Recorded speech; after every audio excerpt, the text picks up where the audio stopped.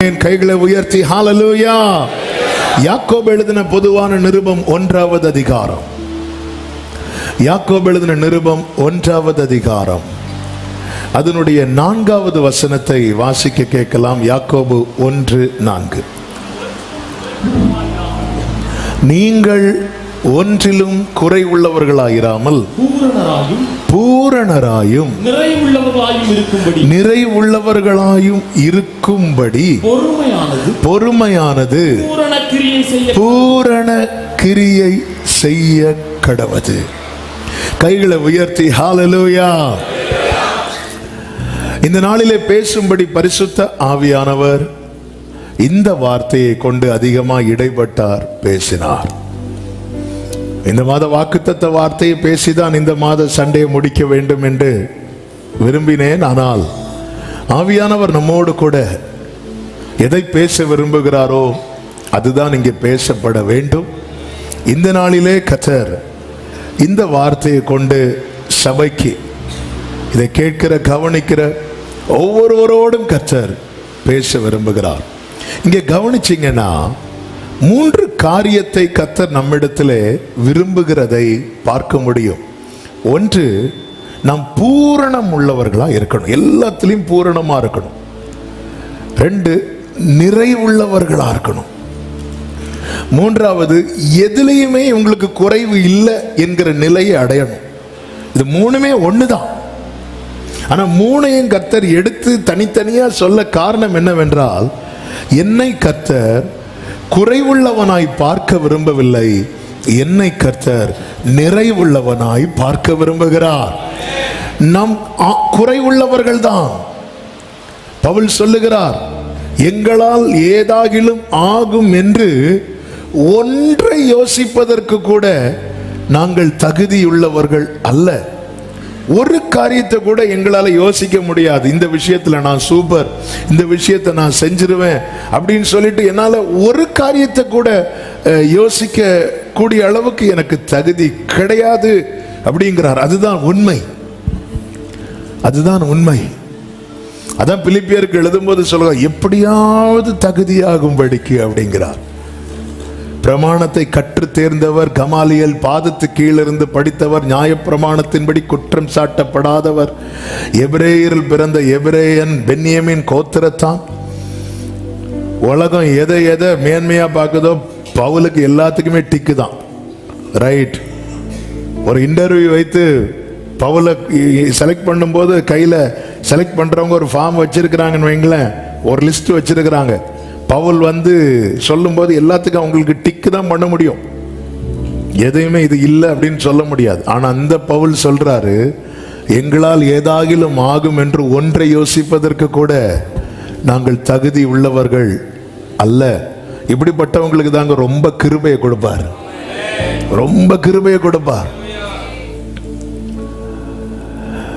குறைவுள்ளவர்கள் தான்.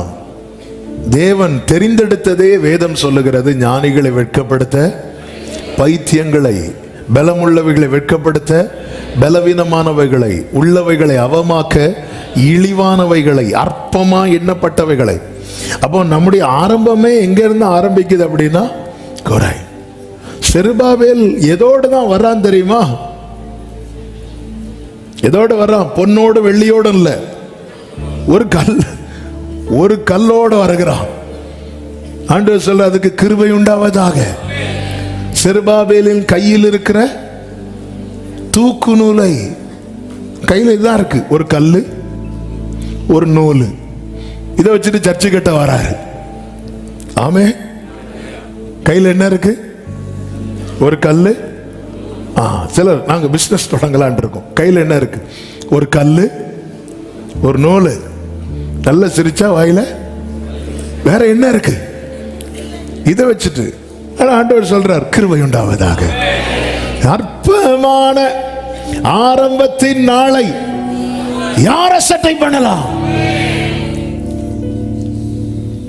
கர்த்தருடைய 7 கண்களும் செருபாபேலின் கையில் இருக்கிற தூக்கு நூலை சந்தோஷமா பார்க்குது. அதாவது அவருடைய மொத்த பார்வையும் அது மேல வைக்கிறார். அதனாலதான் பலத்தினாலும் அல்ல, பராக்கிரமத்தினாலும் அல்ல, தேவனுடைய ஆவியினாலேயே ஆகும். செருபாபேலின் கைகள் இந்த ஆலயத்துக்கு அஸ்திபாரம் போட்டது அவன் கைகளே செய்து. கர்த்தர் ஒரு காரியத்தை அவ்வளவுதான், இது முடியும் அப்படி சொன்னா அது முடிஞ்சிடும். உண்டாகட்டும் சொன்னா உண்டானதே பாதி நிலவு அப்படி இல்லை, உண்டானது முழுசாதான் உண்டாச்சு, எல்லாமே முழுசாதான் உண்டாச்சு. அப்படிப்பட்ட ஒரு தேவன் நானும் நீங்களும் எப்படி இருக்கணும்னு விரும்புறாருன்னா, ஒன்றிலும் குறைவு உள்ளவர்களா இராமல். எப்படி ஒரு தகப்பனை பாருங்க, என் பிள்ளை எல்லாத்திலையும் குறைவுள்ளவளா இருக்கணும்னு நான் விரும்புவானாங்க இல்லை. என்னால எவ்வளவு பெஸ்ட் கொடுக்க முடியுமோ அதை நான் கொடுத்துட்டு இருப்பேன். எல்லா பெற்றோரும் நம்முடைய பெஸ்ட், நம்முடைய மேக்சிமம் அதுதானங்க நம்ம செஞ்சிட்டு இருக்கிறோம். ஏன் எதுலையுமே குறைவு வந்துடக்கூடாது. பரலோக தகப்பன், இன்னும் சொல்லணும்னா தாவீது அவரை பிதா என்று தான் அழைத்தான். நம்மை அவர் அப்பா பிதா என்று அழைக்க வைத்திருக்கிறார். அப்பா ஃபாதர் அப்படி கூட வச்சிருக்கிறார். இன்னும் டீப்பா, இன்னும் அந்த உறவுக்கு உள்ள கொண்டு வந்திருக்கிறார். எப்படிப்பட்ட கிருபையை தேவன் தந்திருக்க, தேவன் என்னை எப்படி பார்க்க விரும்புறார்னா, இவன் நிறைவுள்ளவனா இருக்கணும், நிறைவுள்ளவனா இருக்கணும். போவாஸ் பாதத்துல வந்து படுத்த ரூத்தை திருப்பி அனுப்பும் போது 6 படி அளந்து கொடுத்து அதை தூக்கி தோல்ல வச்சு போமான்னு அனுப்புறாரு. அதான் காலையில உனக்கு சிலதை சிந்த விட்டேன் இல்லாமா, இப்ப எதுக்கு வந்திருக்கேன்னு கேட்கல. இப்ப அவ வந்தது 6 படி வாங்குறதுக்கும் இல்லை, அவர் பாதத்தில் அர்ப்பணிக்க வந்தா. ஆனா போவாஸ் அவளை அனுப்பும் போது எப்படி அனுப்புறாருன்னா, 6 படி அந்த கோதுமையை எடுத்து அளந்து அதை தூக்கி அவ தோல்ல வச்சு போதும் போதும்னு சொல்ற அளவுக்கு கொடுத்து அனுப்புறார். என்னை கேட்டுக்கொண்டிருக்கிற அன்பு சகோதரா சகோதரி, என்னுடைய ஆவிக்குரிய நிலையிலும் சரி, என்னுடைய பூமிக்குரிய நிலையிலும் சரி, நான் குறைவுள்ளவனாய் இருப்பதை கர்த்தர் விரும்பவில்லை.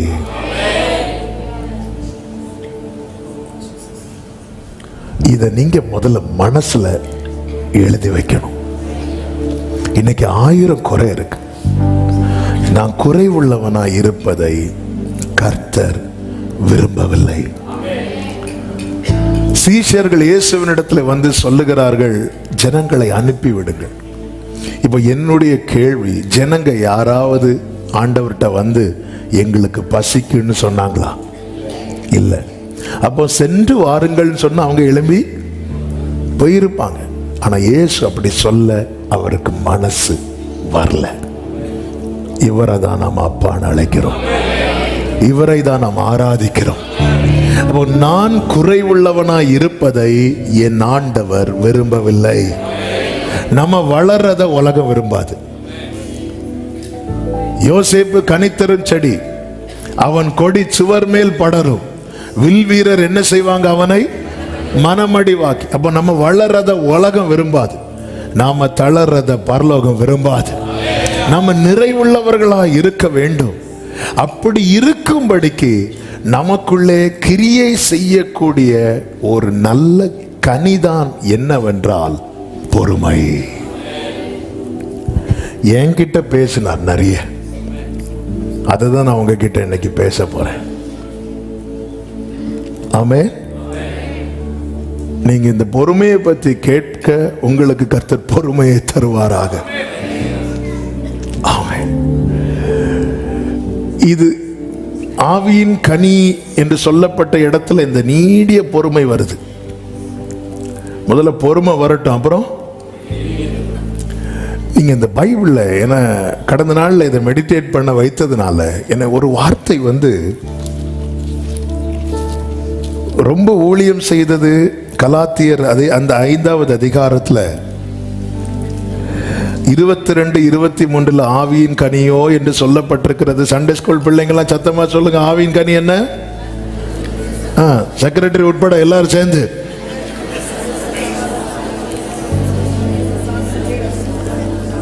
இப்பொழுது தனித்தனியாக கேட்கப்படும். ஆமென், ஹல்லேலூயா. எல்லாரும் அன்போட நிறுத்திடுறாங்க.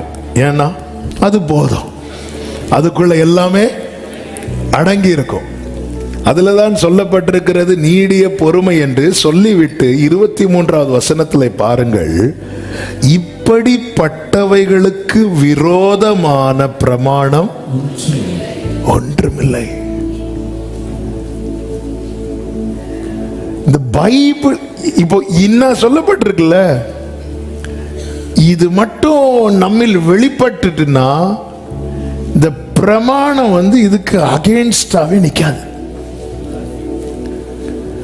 வேதம் எனக்கு எதிராக இருக்குமானால்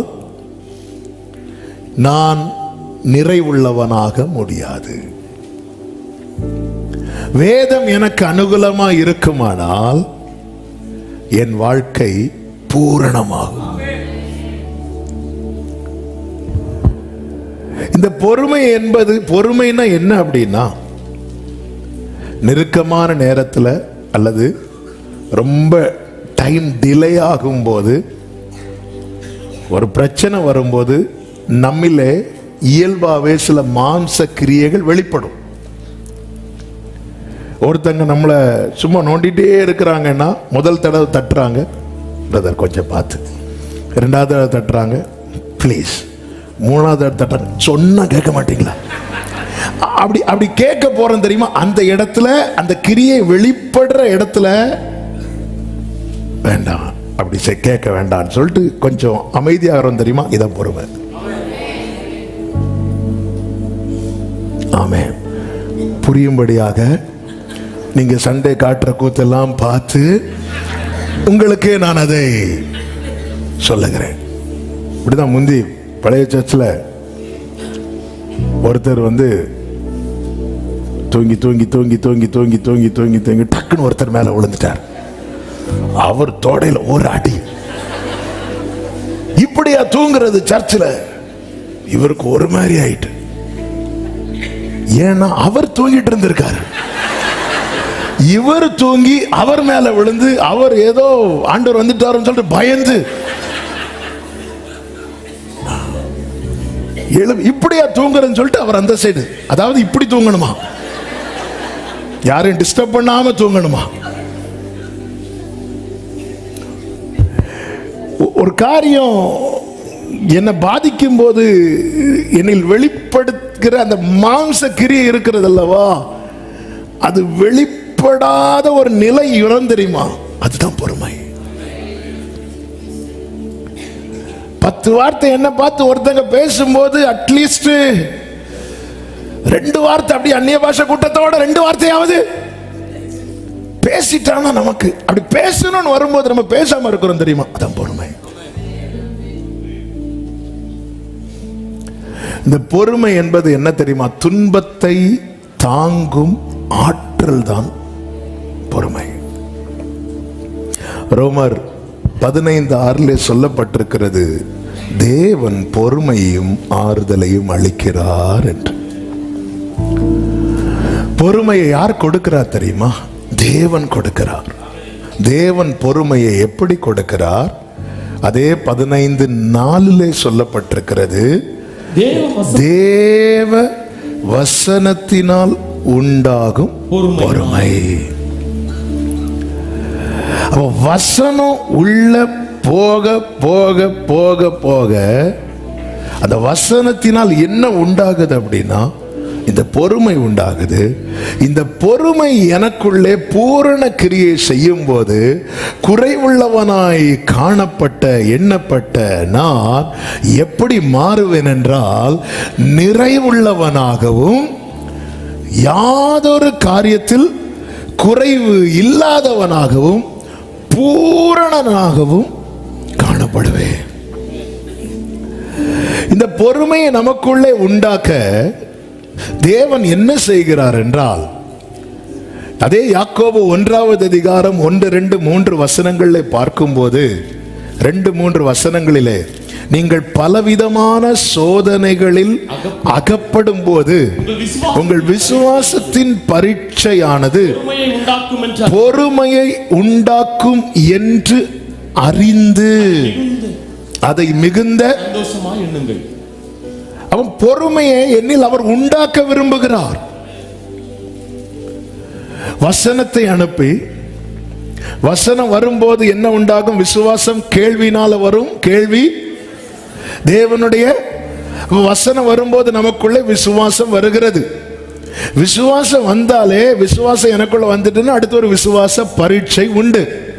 அந்த பரீட்சை எனக்குள்ள எதை உண்டாக்குது தெரியுமா? பொறுமையை உண்டாக்குது. 40வது வயதிலே மோசே வாக்கிலும் செய்கையிலும் வல்லவனானான் என்று சொல்லப்பட்டிருக்கிறது. சகல முறைமைகளையும் கற்றிருக்கிறான். எகிப்தின் சகல சாஸ்திரங்களையும் அவன் கற்றிருக்கிறான். எல்லா கல்வியில டாப், நல்ல ஞானம், நல்ல பலன், அரண்மனை சாப்பாடுல வளர்ந்தவன் அல்லவா. இப்பொழுது அவனுக்குள்ள ஒரு எண்ணம் உண்டாயிற்று, தன் சகோதரர்கள், தன் ஜனங்களுக்கு ஒரு விடுதலை வேண்டும் என்று. எண்ணம் 39 வயதுல வரல, 40 வயசுல வருது. நம் தேவனை குறித்து வேதம் சொல்லுகிறது, அவர் விருப்பத்தையும் செய்கையும் உண்டாக்குகிறார். விருப்பம் உண்டாக 40 வருடம் காத்திருந்த மோசையே செய்கையை உண்டாக காத்திருக்காமல் மோசே என்ன பண்றான்? ஒருத்தனை போய் அடிக்கிறான். இப்போ எண்ணம் நல்ல எண்ணம், ஆனால் செய்கை தவறான செய்கை. ஏனென்றால் அந்த இடத்துல அவன் பொறுமையா இருந்திருக்க வேண்டியது. அவன் பொறுமையா இருந்திருந்தால் 400 வருடம் தான் தீர்க்க தரிசன வார்த்தை, ஆனால் 430 வருடம் ஆனது. எக்ஸ்ட்ரா 30 years ஆச்சு. நான் எப்படி பார்த்தா 40 வயதுல எண்ணம் மோசைக்கு உண்டானது 50வது வயதுல நடந்திருக்கணும். அப்படி நடந்திருந்தா சொல்லப்பட்ட, உரைக்கப்பட்ட, சரியான ஆபிரகாமுக்கு சொல்லப்பட்ட அந்த 400 வருடம் கரெக்டா இஸ்ரவேலர்கள் 400 வருடத்துல எகிப்திலிருந்து வெளியே வந்திருப்பாங்க. ஆனா பொறுமையை இழந்து செய்த ஒரு செயலினால 30 வருஷம் தள்ளி போகுது. நாம் தாமதக்குதுன்னு சொல்லி பொறுமை இழக்கிறோம். ஆனா பொறுமை இழக்கிறதுனால உண்டாகிற தாமதம் என்பது அதுக்கு நாம தான் பொறுப்பு.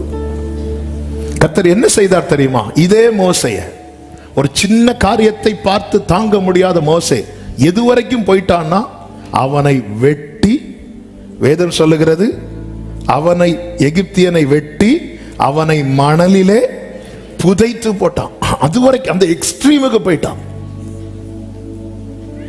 பொறுமை இழந்து இதே மோசைய கர்த்தர் பார்த்தார், இனி இவனுக்கு ஒரு பரீட்சை வச்சாதான்.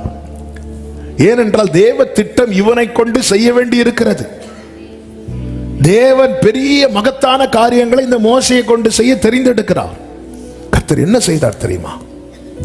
அவனுடைய வாழ்க்கையில வனாந்திரம், தனிமை, அக்கினி, இந்த 3ஐயும் கொடுக்கிறார். 40 years.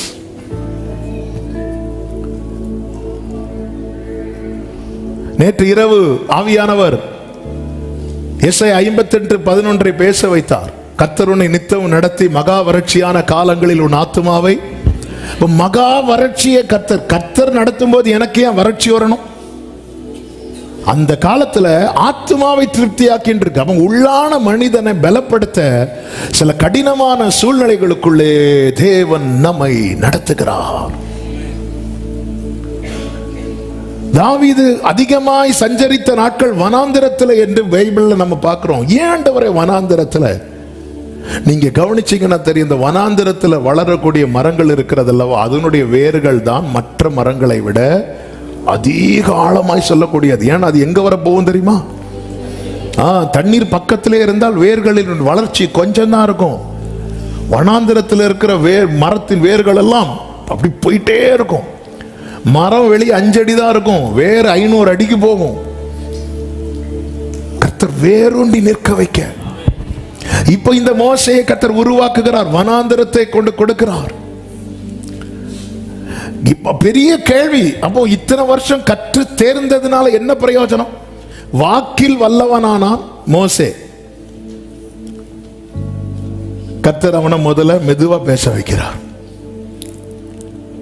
ஒரு நிமிஷத்துல பேச வேண்டியது இப்ப 1 மணிக்கு ஆகுது பேசுறது மோசைக்கு.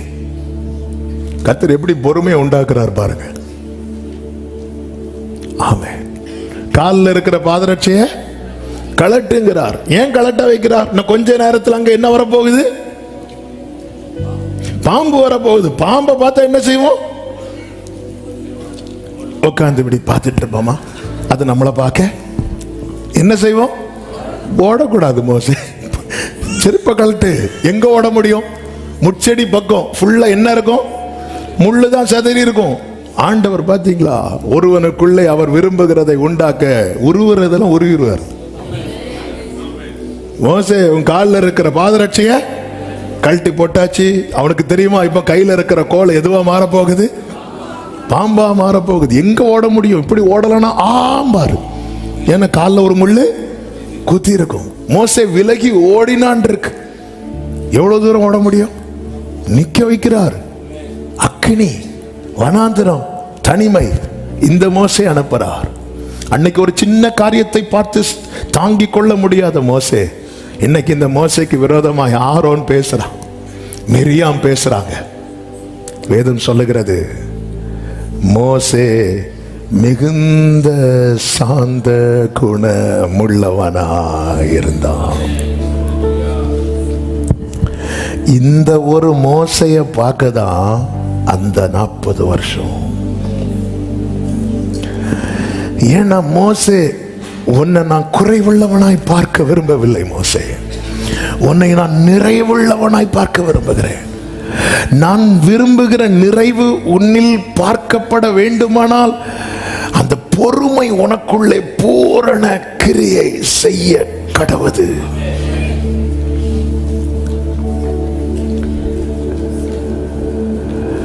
தம்மால் தெரிந்து கொள்ளப்பட்டவர்கள் விஷயத்தில் அவர் எப்படி இருக்கிறார் தெரியுமா? செய்கிறவர் பொறுமையா இருக்கிறார். பெற்றுக்கொள்ளுகிற செய்கிறவரே பொறுமையா இருக்கும் போது பெற்றுக்கொள்ள வேண்டிய நாம எவ்வளவு பொறுமையா இருக்கணும் தேவ சமூகத்தில். ஏன் பொறுமை அவசியம் என ஒரு 5 காரியத்தை வேதத்திலிருந்து சொல்லி நான் ஜெபிக்க விரும்புகிறேன். நமக்கு எதுக்கு பொறுமை தேவை? ஒரு தேவ பிள்ளைக்கு பொறுமை எதற்கு தேவை? முதலாவது, யாக்கோபு 1வது அதிகாரம் அதனுடைய 21வது வசனத்திலே சொல்லப்பட்டிருக்கிறது, ஆகையால் எல்லாவித அழுக்கையும் கொடிய துர்க்குணத்தையும் ஒழித்து விட்டு உங்கள் உள்ளத்தில் நாட்டப்பட்டதாயும் உங்கள் ஆத்துமாக்களை ரட்சிக்க வல்லமை உள்ளதாயும் இருக்கிற வசனத்தை சாந்தமாய் ஏற்றுக்கொள்ளுங்கள். வசனத்தை ஏற்றுக்கொள்ள எனக்கு என்ன தேவை அப்படின்னா பொறுமை தேவை. எல்லாவித அழுக்கையும் கொடிய துர்க்குணத்தையும் ஒழித்து விட்டு, இங்க அழுக்குன்னு சொல்லப்படுகிறதுல மெயின் என்ன அப்படின்னா, அதுக்கு முந்தின வசனத்தை பார்த்தீங்கன்னா, மனுஷனுடைய கோபம் தேவனுடைய நீதியை ஆகையால் நீங்கள் எல்லாவித அழுக்கையும். எதற்கு பொறுமை தேவை தெரியுமா? வசனத்தை ஏற்றுக்கொள்ள. எபிரேயர் 13:22 அதே பக்கத்துல நீங்க பாத்தீங்கன்னா தெரியும், பவுல் சொல்றாரு, சகோதரரே, நான் சுருக்கமாய் உங்களுக்கு எழுதின இந்த புத்திமதியான வார்த்தைகளை நீங்கள் பொறுமையா ஏற்றுக்கொள்ளும்படி வேண்டிக் கொள்ளுகிறேன் அப்படிங்கிறார். ஏன்னா இந்த வசனத்தை நான் ஏற்றுக்கொண்டாலே என் வாழ்க்கையில அவர் விரும்புகிற காரியம் நடக்க ஆரம்பித்து விடும். ஸ்தேவான் ஜனங்கள் மத்தியிலே பிரசங்கிக்கிறான். அப்பொழுது ஸ்தேவான் பேச ஆரம்பிக்கிறான். அவன் ஆவியில் நிறைந்து பேச ஆரம்பிக்கும் போது ஜனங்கள் எல்லாரும் என்ன செய்தார்கள் தெரியுமா? தங்கள் காதுகளை அடைத்துக் கொண்டார்கள். அவனை பார்த்து பல்ல கடிச்சிட்டே இருக்கிறாங்க. இதனால இழப்பு. அவங்க நினைச்ச ஸ்தேவானுக்கல்ல இழப்பு, ஸ்தேவானுக்கு மகிமை கிடைத்தது. அந்த ஜனங்களுக்கு இழப்பு. ஏற்றுக்கொள்ள மனதில்லை, கேட்க மனதில்லை. இன்னைக்கு கர்த்தருடைய வார்த்தை வரும்போது எத்தனை பேர் அதை கேட்க, அதை ஏற்றுக்கொள்ள நம்ம மனதா இருக்கிறோம்? எத்தனை பேர் அதை கேட்க ஏற்றுக்கொள்ள மனதா இருக்கிறோம்? வசனம் தாங்க எல்லாமே. எபிரேயர் 1 சொல்லப்பட்டிருக்கிறது, சர்வத்தையும் அவர் வசனத்தினால் தான் தாங்குகிறார். எனக்குள்ள வசனமே இல்லைன்னா என் வாழ்க்கை விசனமா தான் இருக்கும். நான் சர்ச்சுக்கு போறேன், ஆராதிக்கிறேன், செய்தி கேட்கிறேன், போறேன், அதல்ல. நான் ஏற்றுக்கொள்ளணும். யாருக்கோ பேசுகிறார் என்று இருக்கும் வரைக்கும் எனக்குள்ளே வசனம் விதைக்கப்படாது. பேசப்படுகிற ஒவ்வொரு வார்த்தையும் 1000 பேர் இருந்தாலும் சரி, 10,000 பேர் பார்த்தாலும் சரி, என் ஒருவனுக்காக, என் ஒருவளுக்காக மட்டுமே பேசப்படுகிறது. எவ்ரி வேர்ட் அப்படிதான் பார்க்கணும். ஒரு செய்தி ஆண்டவர் என்ன கேட்க வைக்கிறார்னா அப்படிதான் கேட்க வைப்பார். இது உனக்கு தான், கேளு. ஒரு செய்தியை ப்ரிப்பேர் பண்ணும் போதும் அப்படிதான் ப்ரிப்பேர் பண்ண வைப்பார். யாரையோ மனசுல வச்சுட்டு இதுவரை செய்தி எடுக்க ஆண்டவர் விடவே இல்லை. அப்படி ஒரு ஆளை மனசுல வச்சுட்டு எடுத்தாலும் என்ன வச்சுதான் எடுப்பேன். ஆண்டவர் ஏதாவது சொல்லுங்கப்பா, டயர்டா இருக்குப்பா, ஆண்டவரை பலப்படுத்துங்க ஆண்டவரை. ஏன்னா புஸ்தக சுருளில் என்னை குறித்து எழுதி இருக்கிறதா தாவீது சொல்றார். நாம் ஏற்றுக்கொள்ள எனக்கு என்ன தேவை? பொறுமை தேவை. சொல்லுங்கப்பா, சொல்லும் அடியேன் கேட்கிறேன், சொல்லுங்க. எசேக்கியேல் 20:8 ஆண்டவர் வேதனையோடு சொல்லுகிறார், அவர்களோ என் சொல்லை கேட்க மனதில்லாமல் எனக்கு விரோதமாய் ரெண்டகம் பண்ணினார்கள். எனக்கு அகைன்ஸ்டா செயல்படுறாங்க. வார்த்தையை கேட்க மனதில்லாதவர்கள், ஏற்றுக்கொள்ள மனதில்லாதவர்கள் தேவனுக்கு விரோதமாய் கலகம் பண்ணுகிறவர்களாய் இருக்கிறார்கள். சிலர் தெரியும். அதாவது அந்த மெடிடேஷன்ல ஒரு வேர்டு கிடைச்சுன்னா, எனக்கு வேர்டு கிடைச்சு இது போதும். ஏன்னா அடுத்து வர்றது கொஞ்சம் ஹெவியா இருக்கும். ஒருவேளை ஹெவியா இருந்துட்டுன்னா எனக்கு வேண்டியது எங்க? நமக்கு இஸ்ரவேல் ஜனங்களுக்கு மன்னா மட்டும் கொடுக்கல, சீனாய் மலையில் பிரமாணத்தையும் கொடுத்தார்.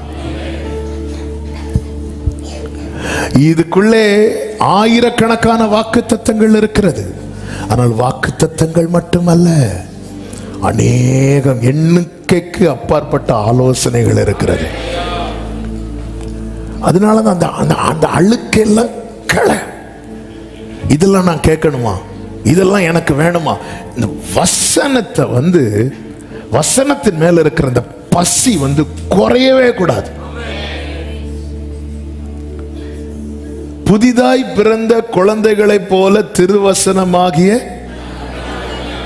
1 மணிக்கூருக்கு ஒருக்கா பால் கொடுக்கணும் பிள்ளைகளுக்கு. 2 மணிக்கூருக்கு ஒருக்கா. நம்ம காலையில சாப்பிட்டோம்னு அடுத்து எப்ப சாப்பிடுவோம்? சிலர் சேர்த்து சாப்பிடுவாங்க. At least minimum 4 hours. அதாவது காலையில சாப்பிட்டாச்சு, 9 மணிக்கு சாப்பிட்டா அடுத்து மதியம் 1 மணிக்கு, அடுத்து ஒரு 7 மணி. இல்ல அப்ப இவ்வளோ கேப் விடுறோம். ஆனா குழந்தைக்கு அப்படி கிடையாது. குழந்தைக்கு கேப் விட்டா அது கேப் விடாமலும். இப்படிதான் பைபிள்ல இருக்கணும்னு ஆண்டவர் சொல்றார். இன்னும் பைபிள் படிக்கலையா? அது நான் இன்னைக்கு ஃபாஸ்டிங். அப்படி இருக்க கூடாது. புதிதாய் பிறந்த குழந்தைய போல. அதனாலதான் நீ காலைல படிச்ச வசனம் அடிக்கடி நினைச்சிட்டே இருக்கணும். மறந்துட்டுனாலே பசி வருதுன்னு அர்த்தம். எனக்கு உடனே அந்த வசனத்தை பார்க்கணும், வசனத்தை கேட்கணும். இதை ஏற்றுக்கொள்ள அப்ப பேசுவார். எங்க நான் ஏற்றுக்கொள்றதுக்கு ரெடினா கர்த்தர் என்கிட்ட நிறைய பேசுவார். ஏன் நிறைய விஷயம் நம்ம செஞ்சோம் அவர் கண்டுக்காம இருக்கிறார் தெரியுமா? நம்ம ஏற்றுக்கொள்ள ரெடி இல்லைன்னு அவருக்கு தெரியுது. சங்கீதம் 81 கர்த்தர் சங்கீதக்காரனை கொண்டு வேதனையோடு சொல்லுகிற வார்த்தைகள் அங்கே சொல்லப்பட்டிருக்கிறது. 11வது வசனம் முதல் வாசியுங்கள். என் ஜனமோ என் சத்தத்துக்கு செவி கொடுக்கவில்லை, இஸ்ரவேல் என்னை விரும்பவில்லை, ஆகையால் அவர்களை அவர்கள் இருதயத்தின் கடினத்தை. ஆண்டவர் அதை எப்படி பார்க்கிறார் தெரியுமா? ஏன் செவி கொடுக்கிறத ஏற்றுக்கொள்றது. ஏன் செவி கொடுக்கல? அவங்க என்ன பிடிக்கலப்பா, என்ன பிடிக்கல. நம்ம சொல்ற ரீசன் அவர் அக்செப்ட் பண்ண மாட்டார். ஆண்டவர் சொல்லுவார், உனக்கு என்ன பிடிக்கல, அவ்வளவுதான். நான் உன்கிட்ட தானே பேசுனேன். ஏலியின் பிள்ளைகள் ஓப்பனி பிணைகாசு இருந்த சாமியில நான் உன்கிட்ட தானே பேசினேன். இத்தனை பேர் இருந்தோம், நீ நேத்து அழுகைக்கு தானே நான் உன்கிட்ட பேசினேன். இன்னைக்கு எத்தனை பேர் ஆயத்தத்தோடு வந்தாங்க, நீ அழுதுட்டு வந்த. உன்கிட்ட தானே பேசினேன், உனக்கு தானே பேசினேன். நீ செவி கொடுக்க மாட்டேன்னா நான் கர்த்தர் என்கிட்ட பேசின ஒரு காரியத்துக்கு நான் செவி கொடுக்கலைன்னா கர்த்தர் என்ன சொல்லுவார்னா, உனக்கு என்ன பிடிக்கலடா, அவ்வளவுதான்டா. இல்ல ஆண்டவரே, எனக்கு உங்களை ரொம்ப பிடிக்கும், நான் பிடிக்கல.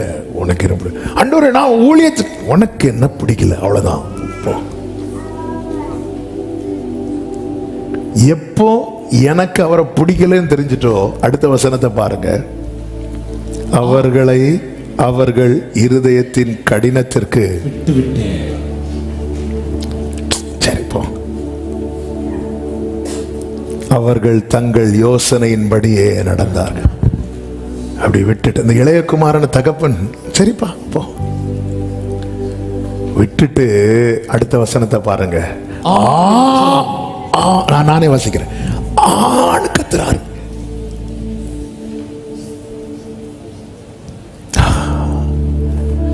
கண்ணீர் இல்லாத கவலை இல்லாத இடத்துல இருந்துட்டு ஒருத்தர் ஆணு கத்துறார். Glory. ஓ என் ஜனம் எனக்கு செவி கொடுத்து இஸ்ரவேல் என் வழிகளில் நடந்தால் நலமா இருக்கும். நல்லா இருக்குமே, நல்லா இருக்குமே. அப்படி மட்டும் நடந்துட்டேன்னா அடுத்த வசனம், நான் சீக்கிரத்தில் அவர்கள் எதிராளிகளை தாழ்த்தி சீக்கிரத்தில் வெயிட் பண்ணிட்டு இருக்கிறார். அப்போ என் வாழ்க்கையில சத்துருவின் கை இன்னும் ஓங்கி இருப்பதற்கு காரணம், கர்த்தரை நான் இன்னும் யுத்தம் செய்ய விடவில்லை. மீதியானியர் எப்போ தோற்க ஆரம்பித்தார்கள் தெரியுமா? எப்பொழுது கர்த்தருடைய பட்டயம் கிதியோனின் பட்டயமாய் மாறினதோ அப்பொழுதுதான். எது கர்த்தருடைய பட்டயம்? இந்த வசனம். இருபுறமும் கருக்குள்ள எந்த பட்டயத்தை காட்டிலும் கூர்மையானது. இது என்னுடைய பட்டயமாய் மாறும்போது ஜெயசத்தம் தான் அடுத்து கேட்கும். நான் அதை செய்யும் வரைக்கும் மீதியானியர் வருவான், நான் சம்பாதிப்பேன், மீதியானியர் வருவான், வந்து எடுத்துட்டு போவான், வந்து கெடுத்துட்டு போவான். இதுதான் நடந்துட்டு இருக்கு. ஆண்டவரை ஏன் ஆண்டவரை அவன் இன்னும் வந்துட்டு இருக்கிறான்னு ஆண்டவர் சொல்றாரு, என்ன நீ யுத்தம் பண்ணவே விட மாட்டேங்கிறியே. இதற்கு தான் எனக்கும் உங்களுக்கும் என்ன தேவைன்னா பொறுமை தேவை. கர்த்தர் என்ன சொல்றாரு என்கிட்ட, என்ன சொல்ற? நம்ம பைபிள் படிக்கிறதே அவசரத்துல தான் நாங்க படிப்போம். பைபிளே அவசரத்துல தானே படிக்கிறோம். தாவீது சொல்லுகிறார், நான் ஆயத்தமாகி உமக்கு நேரே வந்து காத்திருப்பேன் என்று சங்கீதம் 5:3 சொல்லுகிறார். காலையிலே உமக்கு நேரே வந்து ஆயத்தமாகி காத்திருப்பேன். சங்கீதம் 119:81 உம்முடைய வசனத்துக்கு காத்திருக்கிறேன். எப்பொழுது என்னை தேற்றுவீர் என்று உம்முடைய வாக்கின் மேல் நோக்கமாய் என் கண்கள் பூத்து போகிறது. எனக்கு எதுக்கு பொறுமை வேணும்னா, சமூகத்தில் இருந்து அவருடைய வசனத்தை உள்வாங்க. ஆராதனை துவங்கி 2 மணி நேரம் ஆகிறது. எத்தனை பேருக்குள்ள எத்தனை வார்த்தை உள்ள போயிருக்கு. ஆண்டவரே, பேசப்படுகிறதுல ஒரு வார்த்தை கூட என்ன தாண்டி போயிடக்கூடாது. எங்க நான் இப்படி இருக்கிறேன் வைக்கல, என்ன நோக்கி வார்த்தை விதைக்கப்படுது. அது என்ன தாண்டி போகுதுன்னா அதன் அர்த்தம் என்ன? அது எங்க போயிட்டு, கரெக்ட், எங்க போயிட்டு? என் முதுகுக்கு பின்னாக போயிட்டு. இதுதான் ஆண்டவருக்கு பயங்கர கோபத்தை கொண்டு வரும். சங்கீதம் 50 அதுதான் கர்த்தர் சொல்லுகிறார். 17வது வசனத்துல, சிட்சையை நீ பகைத்து என் வார்த்தைகளை உனக்கு பின்னாக எறிந்து போடுகிறாய். ஏய், உனக்கு நான் பாராட்டின கிருபைக்கு நீ கொடுக்கிற பரிசாப்பா இது? நான் உன் பாவத்தை என் முதுகுக்கு பின்னாக வைத்தேன். நீ என்ன வச்சு கொண்டாடுவேன்னு பார்த்தா நீ என் வார்த்தையும் உன் முதுகு பின்னாடி போட்டியே.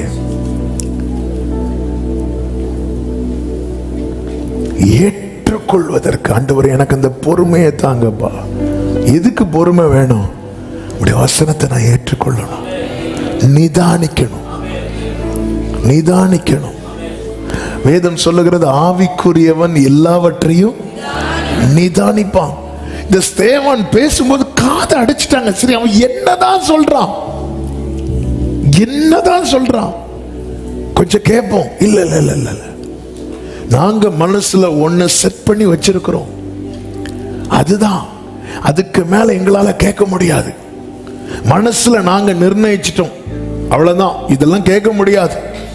நாங்க தீர்மானிச்சிட்டோம், இந்த பாவத்தை செஞ்சுட்டு தான் இருப்போம். இதை டச் பண்ற மாதிரி ஏதாவது வேர்டு வந்துன்னா எங்களால கேட்க முடியாது. ஆண்டவர் வேதனையோடு சொல்லுகிறார், ஏசாயா தீர்க்கதரிசியை கொண்டு 30வது அதிகாரம் அதனுடைய 9-10 வசனங்களிலே, இவர்கள் கலகமுள்ள ஜனங்களும் பொய் பேசுகிற பிள்ளைகளும் கர்த்தருடைய வேதத்தை கேட்க நானே வாசிக்கிறேன், மனதில்லாத புத்திரருமா இருக்கிறார்கள். 10வது வசனத்தை பாருங்க. இவங்களுக்கு என்ன வேணுமா? இவர்களுக்கு யதார்த்தமாய் பேசக்கூடாதாம். இவர்கள் தரிசனக்காரரை நோக்கி தரிசனம் காண வேண்டாம் என்றும், ஞான திருஷ்டிக்காரரை நோக்கி யதார்த்தமா எங்களுக்கு தரிசனம் சொல்லாமல் எங்களுக்கு இதமான சொற்களை உரைத்து மாயமானவைகளை, அதாவது நான் வரும்போது என்ன தாளாட்டுற மாதிரியே இருந்துட்டு இருக்கணும். யதார்த்தம். இங்க பாருப்பா, இந்த வழியிலே நீ போயிட்டு இருப்பேன்னா உனக்கு பிரச்சனை, அது சொல்லாதீங்க. அப்ப நீ என்ன சொல்லணும்? உன் வழிகளில் எல்லாம் உன்னை காக்கும்படிக்கு, இப்படி பேசுங்க. உள்ளே தீமையான காரியம் இருக்கிறது, கையின் கிரியைகள் வாய்க்கப்பட மாட்டேங்குது. கர்த்தர் உணர்த்துகிறார், இந்த தீமை அகற்று. இதை நான் கேட்க விரும்பல. அப்ப எதை கேட்க விரும்புற? ஈசாக்கை ஆசீர்வதித்தது போல கர்த்தர் அப்படி ஆசீர்வதிக்க விரும்பிதான் பேசுறார். நம்ம ஆண்டவர் யாருங்கிற பிக்சரை தான் நான் முதல்ல காண்பித்து கொடுத்தேன். நாம் குறை உள்ளவர்களா இருக்க அவர் கொஞ்சமும் விரும்பவில்லை. ஏன் இந்த பொறுமை நமக்குள்ள பூரண கிரியை செய்யணும்னா, அப்பதான் வார்த்தைகளை உள்வாங்க முடியும், வார்த்தைகளை ஏற்றுக்கொள்ள முடியும்.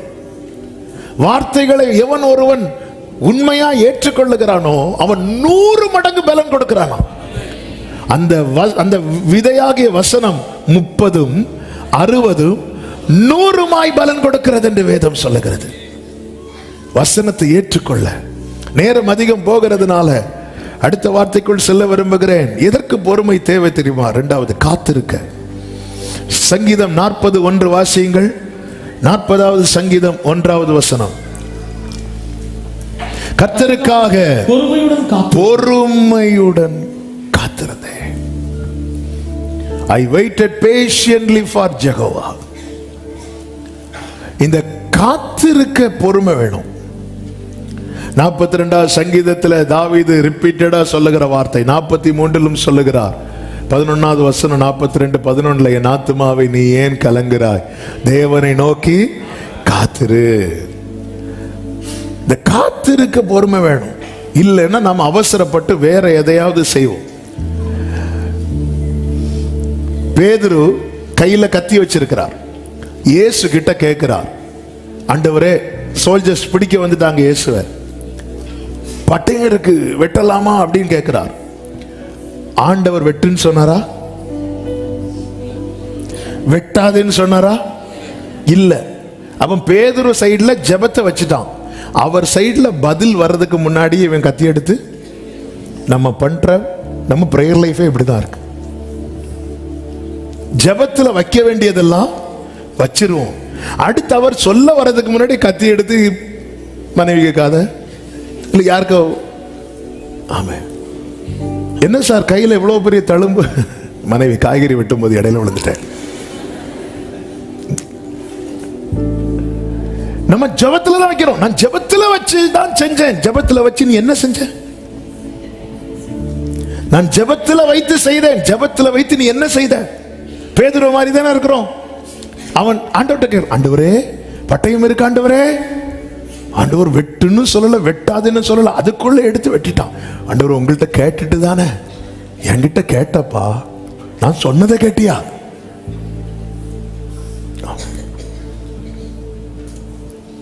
நம்ம ஆண்டவர்கிட்ட கேட்கறதே எப்படி கேட்போம்னா, தாவீது மாதிரி இல்லை.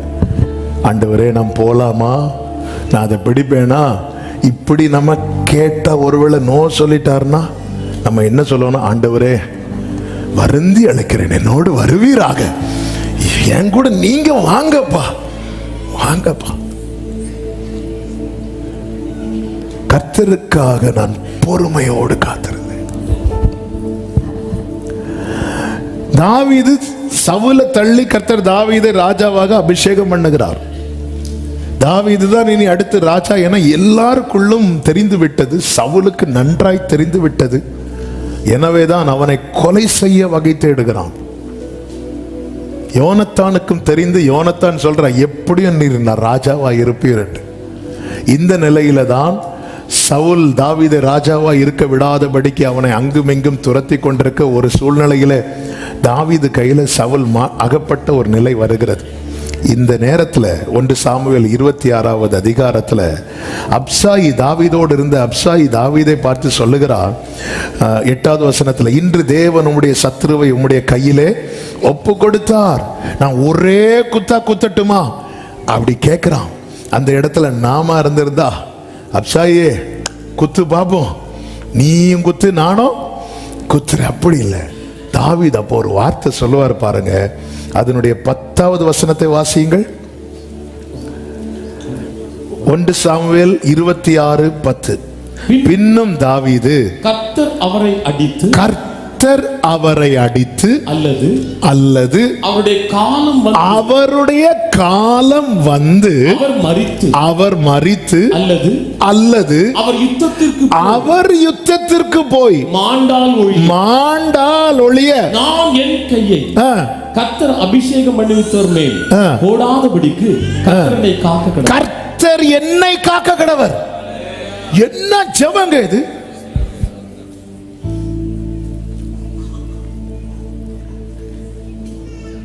சவுல் விட்ட தாவீதே இதே நிலைமை மாறி இருந்ததுன்னா, இப்போ தாவீது நீங்க நிக்கிற இடத்துல சவுல் நிக்கிறாரு, சவுல் படுத்திருக்கிற இடத்துல நீங்க இருந்தீங்கன்னா உங்க கதை அதோட முடிஞ்சு. அப்சாயி சொல்லுகிறான், இந்த அபிசாயி நம்மளும் அப்படிதானங்க சொல்லுவோம், தாவீதை விட்டுறாதீங்க, இதை விட்டீங்கன்னா முடிஞ்சு. அபிஷேகம் உள்ளவன் அவனுக்கு நிச்சயம் இருக்குங்க. எனக்குரியத ஒரு சவுல் அல்ல, 1000 சவுல் வந்தாலும் பறிக்க முடியாது.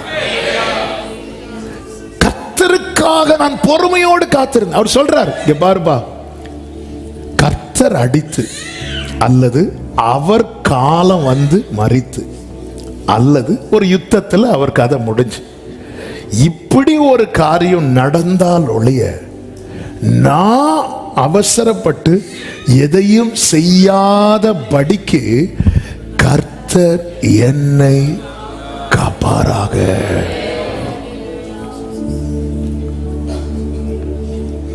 ஆமென். பிரியமானவர்களே, நமக்காக அவர் ஒரு அவசரப்பட்டா என்ன நடக்கும் தெரியும்ல? ஆபிரகாம் கொஞ்சம் அவசரப்பட்டார், அது இன்னைக்கு வரைக்கும் பிரச்சனையா இருக்கு. இஸ்மவேலுக்கும் ஈசாக்குக்கும் பிரச்சனை ஆரம்பிக்கிறது அவசரப்பட்டதுனால. அதனாலதான் 99 வயது தாத்தா கிட்ட எனக்கு முன்னாடி நடந்து கொண்டு உத்தமனா இரு என்று சொல்றாருன்னா அது எவ்வளவு பெரிய விஷயம். வார்த்தை இருக்கு, விசுவாசித்து எனக்கு பிடிச்சதை நான் செய்கிறேன், அப்படி அல்ல. 86வது வயதில் ஆபிரகாம் விசுவாசித்தான். அடுத்த அதிகாரத்துல தான் ஆகாரோடு சேருகிறான். அவசரப்பட்டுட்டான். ஏங்க, வாக்கு தந்தது கர்த்தரானா ஏற்ற காலத்திலே அவர் உங்களை உயர்த்தும்படிக்கு அவருடைய பலத்த கைக்குள்ளே அடங்கியிருங்கள். யாக்கோபு 5வது அதிகாரத்திலே யோபுவின் பொறுமையை குறித்து அங்க சொல்லப்பட்டிருக்கிறது. 11வது வசனத்தில், இதோ பொறுமையா இருக்கிறவர்களை பாக்கியவான்கள் என்கிறோமே, யோபின் பொறுமையை குறித்து கேள்விப்பட்டிருக்கிறீர்கள், கர்த்தருடைய செயலின் முடிவையும் கண்டிருக்கிறீர்கள். இன்னைக்கு நம்ம அவசரப்படும் போது நம்ம எதை பார்க்க மாட்டோம் தெரியுமா? அவருடைய பினிஷ்ட் ஒர்க்கை பார்க்க மாட்டோம். எங்க ஒரு ஒர்க் பினிஷ் ஆனாதாங்க நம்ம சாட்சியே இருக்கு. 23வது அதிகாரத்தில் யோபு சொல்றாரு, அவர் இடதுபுறத்தில் கிரியை செய்யதும் காணாதபடிக்கு ஒளித்திருக்கிறார். அப்போ ஏதோ ஒன்று செய்யறாருன்னு தெரியுது. யோபு வெயிட் பண்றார்.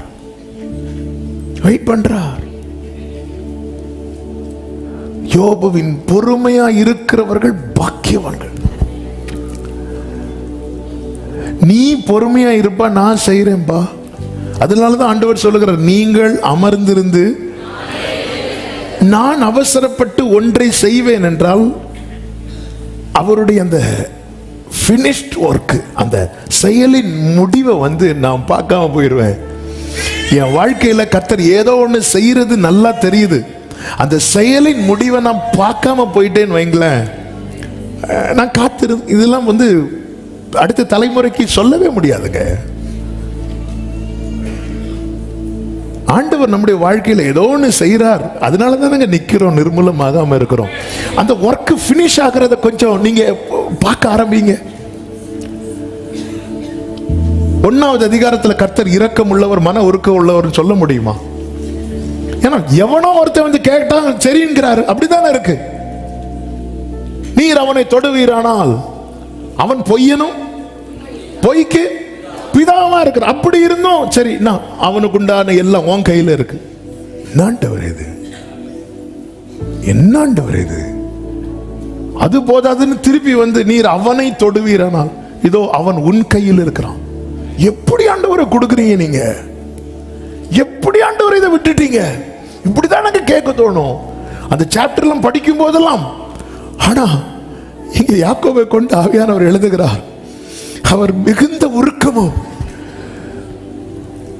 இத என் வாழ்க்கை மற்றவங்களுக்கு சொல்லணும். கர்த்தர் யார் தெரியுமாப்பா? நம்பினவனை அடிக்கிறவர்னு சொல்லக்கூடாது. யோபுவின் 42வது அதிகாரம் பார்க்கலன்னு வைங்களேன், அந்த 1வது அதிகாரம் மட்டும் இந்த பைபிள்ல வச்சு கொடுத்திருந்தா நம்ம எப்பவோ இந்த விசுவாசத்தை விட்டு ஓடி இருப்போம். எல்லாம் தருவாரு, தந்துட்டு ஒரே அடி போ மொத்தமா கொடுப்பார். இல்ல, அவருடைய செயலின் முடிவு அது என் லைஃப்ல நிறைய செய்யறார். அதனால தானே ஒவ்வொரு நாளும் கர்த்தர் நடத்துகிறார், வார்த்தையை தரார், அதிசயங்களை காண பண்ணுகிறார், எல்லாமே நடக்குது. ஆனா அந்த finished work, அந்த என்னை பூரணனாக்க, என்னை நிறைவுள்ளவனாக்க, எனக்கு இனி ஒண்ணுமே குறைவில்லை என்கிற நிலையில என்னை கொண்டு நிறுத்த என் வாழ்க்கையில் ஆண்டவர் ஒரு வேலையை செய்து கொண்டிருக்கிறார். அந்த வேலையை அவர் செய்து முடிக்கும் வரைக்கும் நான் பொறுமையோடு காத்திருக்க வேண்டியது. ஹல்லேலூயா. இஸ்ரவேலின் ராஜாவாகிய யோவாஸ் எலிசா மரண படுக்கையில் இருக்கிறார். அவருக்கு வியாதியில மரண படுக்கையில் இருக்கிறார். எலிசாவை பார்க்க போறார். 2 ராஜாக்கள் 13வது அதிகாரத்தில் அந்த சம்பவம் சொல்லப்பட்டிருக்கு பாருங்கள். 13வது அதிகாரம் பார்க்கப்ப எலிசாவை பார்த்ததும் 14வது வசனத்துல யோவாஸ் அவனிடத்தில் போய் அவன் மேல் விழுந்து அழுது. சிலர் அழுகிற அழுகையில நம்ம சீக்கிரமே அனுப்பி விட்டுருவாங்க. அவரே மரணப்படுக்கையில அப்படியே இருக்கிறார். இது மேல போய் பொத்துன்னு விழுந்து எத்தனை கிலோவோ தெரியல. ராஜா வேற, அப்ப ஆளு கொஞ்சம் வெயிட்டா தான் இருப்பாரு. தயவு செய்து எலிசா அவனை பார்த்து இந்த வார்த்தைகளை கவனிங்கள். நான் வாசிக்கிற வேகமா டைம் போயிட்டு. எலிசா அவனை பார்த்து வில்லையும் அம்புகளையும் பிடியும்ங்கிறான். அப்படியே வில்லையும் அம்புகளையும் யோவாஸ் பிடிக்கிறான். அடுத்த வசனம், உம்முடைய கையை வில்லின் மேல் வையும் என்றான். அவன் தன் கையை வைத்த போது எலிசா தன் கைகளை ராஜாவுடைய கைகள் மேல் வைத்து கிழக்கே இருக்கிற ஜன்னலை திறவும் என்றான். அவன் அதை திறந்த போது எலிசா எய்யும் என்றான். இவன் எய்த போது அவன் அது கர்த்தருடைய ரட்சிப்பின் அம்பும் சீரியரின் நின்று விடுதலையாக்கும் ரட்சிப்பின் அம்புமானது. நீர் ஆப்பெக்கிலே சீரியரை தீர முடியறிப்பீர் என்றான். இதுவரை நல்லா போயிட்டு இருக்கு.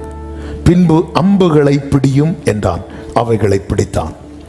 அப்பொழுது அவன் இஸ்ரவேலின் ராஜாவை நோக்கி தரையிலே அடியும் என்றான். இங்கதான் பிரச்சனை ஆரம்பிக்குது.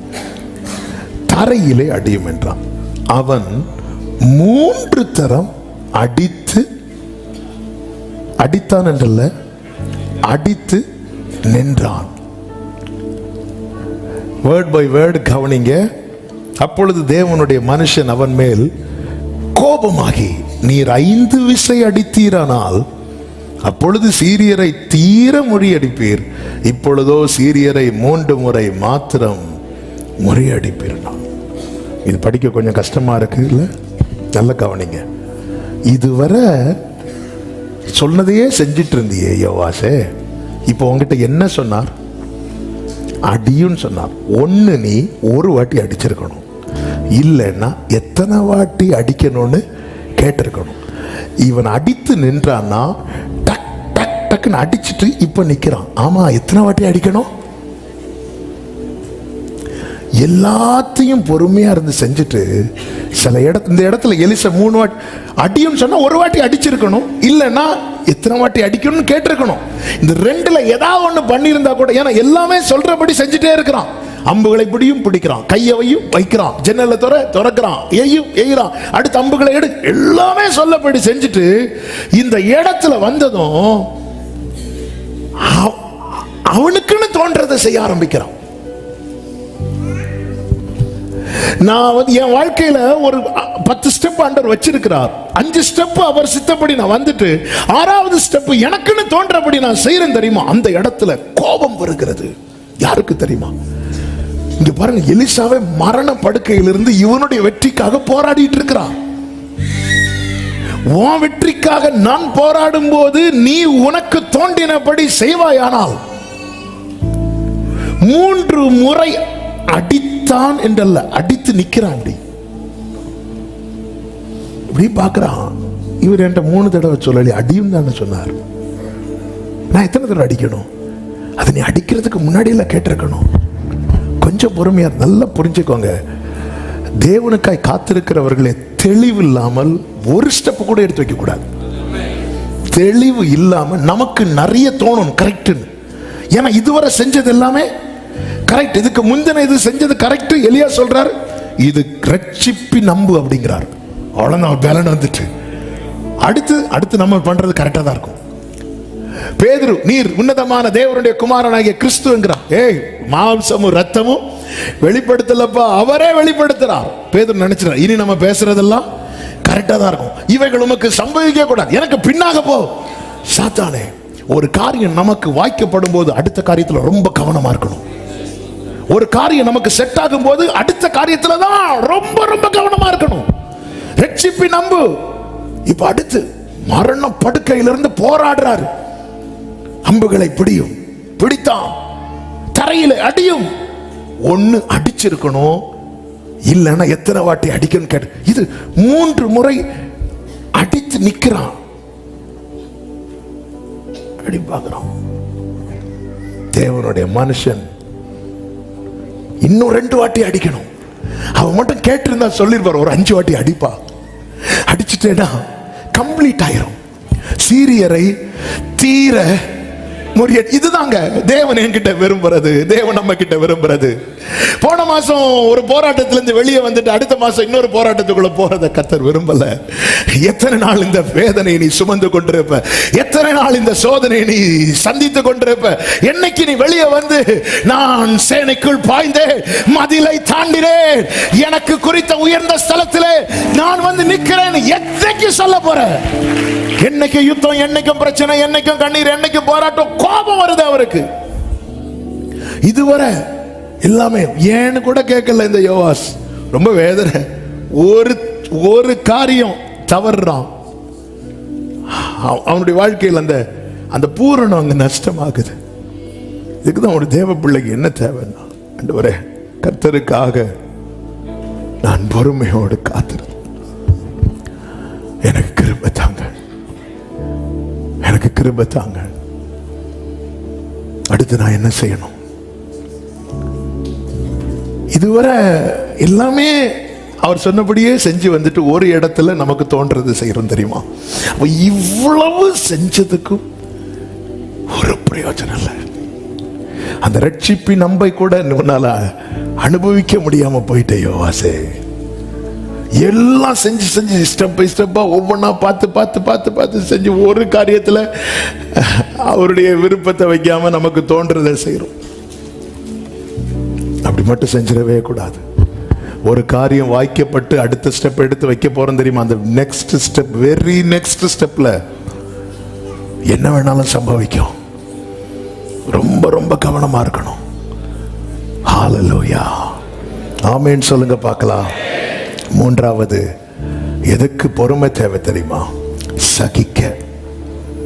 எபிரேயர் 12:2 சொல்லப்பட்டிருக்கிறது, அவர் தமக்கு முன் வைத்திருந்த சந்தோஷத்தின் பொருட்டு அவமானத்தை எண்ணாமல் சிலுவையை சகித்து. ஹல்லேலூயா, சகிக்க பொறுமை வேணும். 1 தெசலோனிக்கேயர் 3:3 என்ன சொல்லப்பட்டிருக்கு தெரியுமா? இப்படிப்பட்ட உபத்திரவங்களை சகிக்க நாம் வாசிங்க நியமிக்கப்பட்டிருக்கிறோம் என்று நீங்கள் அறிந்திருக்கிறீர்களே. நம்மை தேவன் நியமித்திருக்கிறார். நமக்கெல்லாம் நியமித்தது ஒன்னே ஒண்ணுதான் தெரியும், ராஜாக்களாக. இதை விட்டா நமக்கு வேற பாட்டு வராது. இந்த வேர்டை நல்ல கவனிங்க.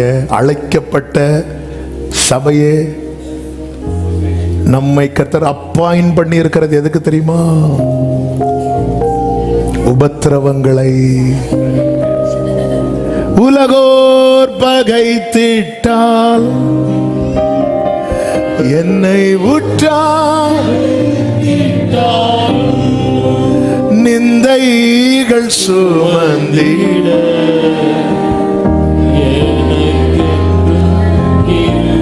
அப்போ நான் சகிக்கிறேனா? என்ன அவர் அப்பாயிண்ட் பண்ணார் தெரியுமா?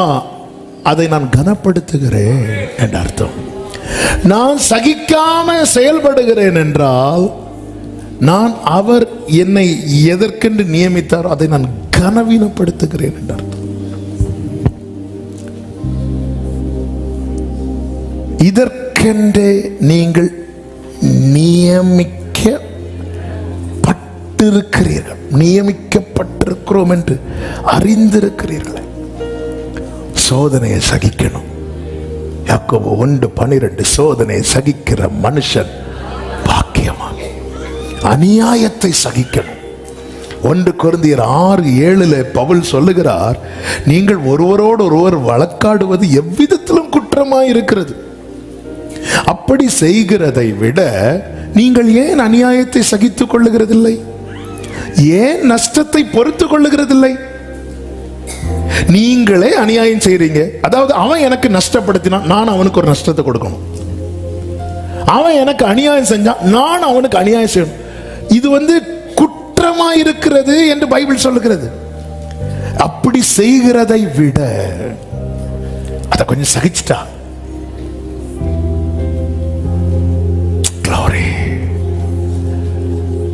இது பிரீச் பண்றது ரொம்ப ஈஸி. இதுக்கு தான் என்ன தேவை தெரியுமா? பொறுமை. அதுதான் ஆரம்பத்திலே சொன்னேன், பொறுமையை கேட்க தேவன் பொறுமை தருவாராக. சகிக்கணும். இயேசு எப்படி சகித்தார் தெரியுமா? தமக்கு முன் வைக்கப்பட்டிருக்கும் சந்தோஷத்தின் பொருட்டு.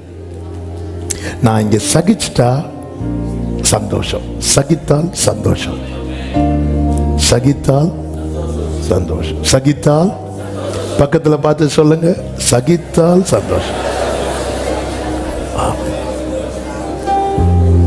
சிலர் பார்க்குறாங்க, உங்களை தான் சகிச்சுட்டே இருக்கிற 2 மணிக்கு சகித்தால். புருஷர்களே வீட்டில் போய் உங்க மனைவிகளை பார்த்து சொல்லுங்க, சகித்தால் சந்தோஷம். மனைவிகளே போய் சொல்லுங்க, சகித்தால் சந்தோஷம். சிலர் இருக்கிறத பார்த்தா எங்களுக்கு அப்படி ஒரு சந்தோஷம்.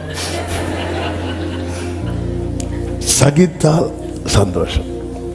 பவுல் சொல்றாரு 2 தீமோத்தேயு 3வது அதிகாரம் 11வது வசனத்துல, எவ்வளவோ துன்பங்களை சகித்தேன்.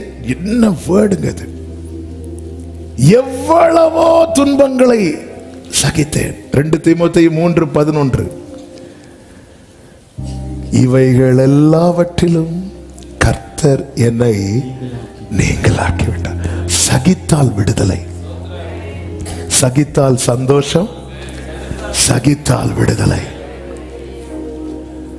நீ சகிச்சிட்டேன்னா உனக்கு டெலிவரன்ஸ். எனக்கு சகிக்கணும். ஆண்டவரே என்ன ஏண்டவரே இவங்க எல்லாம் கஷ்டப்படுத்துறாங்க, கர்த்தர் அதுக்கென்றே உன்னை அப்பாயின்ட் பண்ணி இருக்கிறார். அது இந்த வேலைக்கு போற தம்பிங்கள்ட்ட கேட்டதான் கரெக்டா சொல்லுவாங்க. அது அப்பாயின்மெண்ட் லெட்டர் வந்திருக்கு. ஏய் அண்ணாலே பெனினால வச்சிருக்கிறேன், சகிச்சுக்கோ. ஆமே. சகிக்க, சகித்தால் சந்தோஷம். எபேசு சபைக்கு சொல்லுகிற உன் கிரியைகளை நான் அறிந்திருக்கிறேன், நீ சகித்துக் கொண்டிருப்பதை நான் அறிவேன். 4வது,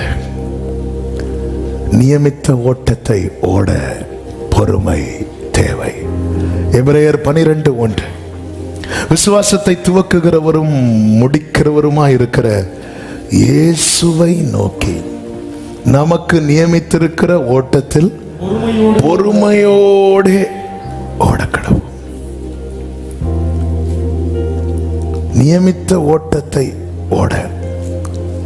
ஏனென்றால் அந்த வசனத்திலே சொல்லப்பட்டிருக்கிறது, பாரமான யாவும் நம்மை சுற்றி நெருங்கி நிற்கிற.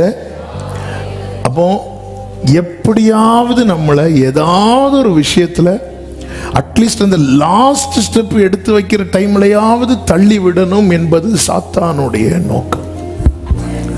சாத்தான் உன்னை சோதிக்க பெர்மிஷன் கேட்டான் என்று அந்த 3.5 வருஷ ஓட்ட முடிவில் பேதுருவை பார்த்து கர்த்தர் வான் பண்றார். 3.5 வருஷ ஓட்ட முடிவில் யூதாசுக்குள்ள சாத்தான் புகுந்தான் என்று இருக்கு. பாருங்கள், எல்லாத்திலையும் கூட நின்னா யூதாசு. இந்த ஒரு இரவு மட்டும், இந்த ஒரு நைட்டு மட்டும் யூதாசு கொஞ்சம் பல்ல கடிச்சிட்டு இருந்திருப்பானா, அங்க பேதுரு யோவான் யாக்கோபு வரிசையில் இருந்திருப்பானே. எவ்வளவு பொறுமை. இந்த தப்பு தானே, இன்னைக்கு தானே, இந்த ஒரு நைட்டு தானே தப்பு பண்றேன், நாளைக்கு சரியாகாது. நம்ம இப்படி சொல்லி சொல்லி சொல்லி சொல்லி சொல்லி நம்ம ட்ராக் மாறிட்டோம். ஓடிட்டு தான் இருக்கிறோம், ட்ராக் மாறிட்டோம். எங்க பிளாட்ஃபார்ம்ல, ரயில்வே ஸ்டேஷன் பிளாட்ஃபார்ம்ல பயணிக்கிறவர்களும் இருப்பார்கள், வழி அனுப்பி விடுகிறவர்களும் இருப்பார்கள். 2 பேர் கையிலையும் டிக்கெட் உண்டு. ஒரு ஆள் டிக்கெட் வந்து டிராவல் பண்றதுக்கான டிக்கெட், இன்னொரு டிக்கெட் வந்து அங்க நிக்கிறதுக்கான டிக்கெட். எப்போ டிஃபரன்ஸ் தெரியும் தெரியுமா? 6 மணி ட்ரெயின் எடுப்பாங்க பாருங்க, அப்பதான் வித்தியாசம் தெரியும். அந்த ட்ராக்ல இவங்க மட்டும்தான் போவாங்க. இது போலதாங்க இருக்கும். நம்ம எல்லாம் நம்ம சேர்ந்து தான் நினைக்கிறாங்களோ, சேர்ந்து தான் ஆராதிக்கிறோம். அவங்க போற சர்ச்சு தானே நம்ம போறோம், அவங்க ஆராதிக்கிறோம், எல்லாம் ரைட்டு தான். ஆனா நமக்கென்று ஒரு ஓட்டத்தை நியமித்திருக்கிறார் அல்லவா? பேதுருவை பார்த்து இயேசு சொல்லுவார், நீ இள வயதில் இருக்கும்போது உன் இஷ்டப்படி நடந்தா. யோவான் சுவிசேஷம் 21வது அதிகாரத்தில், நீ முதிர் வயதாகும் போது வேறொருவன் உன் அறையை கட்டி கொள்வான் என்று சொல்லி இவ்விதமாய் மரணத்தினால் அவன் தேவனை மகிமைப்படுத்த போகிறான் என்பதை குறிக்கும்படியாக தேவன் இப்படி சொல்லும் போது என்னை பின்பற்றி வா என்கிறார். 20வது வசனத்தை வாசிங்க. பேதுருவை பார்த்து சொல்றார், இங்க பாருப்ப உன் ட்ராக் இப்படிதான் இருக்க போகுது, நீ ரத்த சாட்சியா மரிக்க போற, உனக்கு நான் இப்படிதான் ட்ராக் போட்டிருக்கேன் அப்படி சொன்னதும் பேதுரு ஆமேன்னு சொல்லுவார்னு பார்த்தா அப்படியே பார்க்கிறார். யார தெரியுமா? யோவான். ஆண்டவரே, இவங்க அதே ஒண்ணு சொல்லிட்டீங்கன்னா கொஞ்சம் சந்தோஷமா எப்படி சாவானு இதான் இவன் காரியம் என்ன? ஆமே. அது அர்த்தம் என்னன்னா, நான் எப்படி சாவேன்னு சொல்லிட்டீங்க, இவனை எப்படி சாவான்னு சொல்லிட்டீங்கன்னா அட்லீஸ்ட் அது நினைச்சாவது நான் கொஞ்சம் சிலருடைய இதெல்லாம் அப்படியே அவங்க எப்படி செத்தாங்க, அவங்க அப்படி. எனக்கு இப்போ அதே வலி தானே வருது. சில கிருபை பெற்றவங்க அதுலேயே வந்து சொல்லுவாங்க, தலைவலி ரொம்ப நாள் இருக்கா சிஸ்டர். எனக்கு தெரிஞ்ச ஒரு சிஸ்டருக்கு தலைவலி இருந்து கண்டுக்காம விட்டாங்க, திடீர்னு செத்துட்டாங்க. ஆண்டவரை அவன் காரியம் என்ன அப்படி சொல்லும்போது இயேசு சொல்லுவார்னா, வரும் அளவும் இவன் இருக்க எனக்கு சித்தமானால் உனக்கு என்ன. அதன் அர்த்தம் என்ன தெரியுமா? இன்னொருத்தனை பார்க்காத, இன்னொருத்தனை பார்த்து உன்னை மாற்றிக்காதப்பா, நீ என்னை பின்பற்றி வா. ஆண்டவர் அவங்கள எப்படி இவங்கள. இன்னைக்கு நம்ம ஜெபமே அப்படித்தானுங்க இருக்கு. ஆசாவுடைய புலம்பல் அதானே. துன்மார்க்கருடைய வாழ்க்கையை பார்க்கும்போது எனக்கு பொறாமையா இருக்கு, அவனுக்கெல்லாம் ஒரு பிரச்சனை இல்லை. அதை நீ பார்க்காத, நீ என்ன உனக்கு என்ன. அவன் ஃபுல்லாவே இருக்கான்னு வச்சுக்கோயேன். ஒருத்தனுடைய வீழ்ச்சியை மனசுல வச்சுட்டு ஆண்டவர்கிட்ட ஏதாவது கேட்டா கர்த்தர் அவனை ரொம்ப உயர்த்தி சொல்லுவார் நம்மள்ட்ட. அதன் அர்த்தம் யோவான் மரணமே காணாமல் அப்படி அல்ல, பேதுரு வாய் அடைக்கிறாங்க.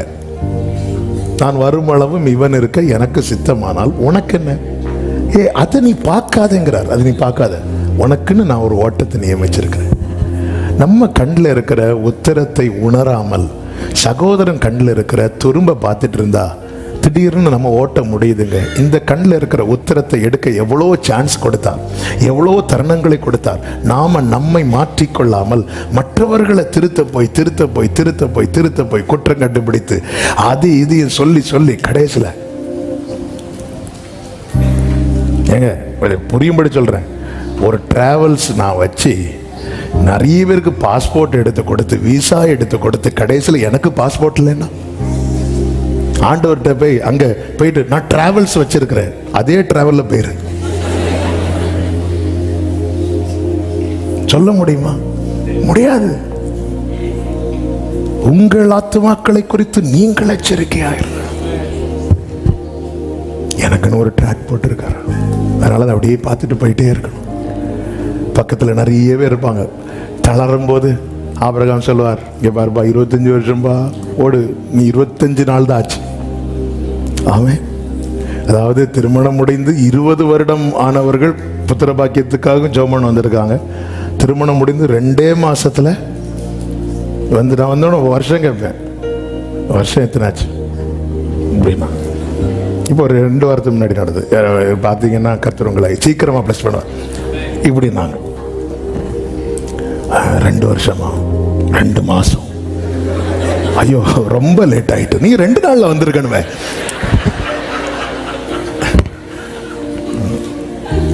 இல்ல நமக்கு தோணும், யானைக்கு தடி வாரம் எறும்புக்கு அரிசி வாரம்.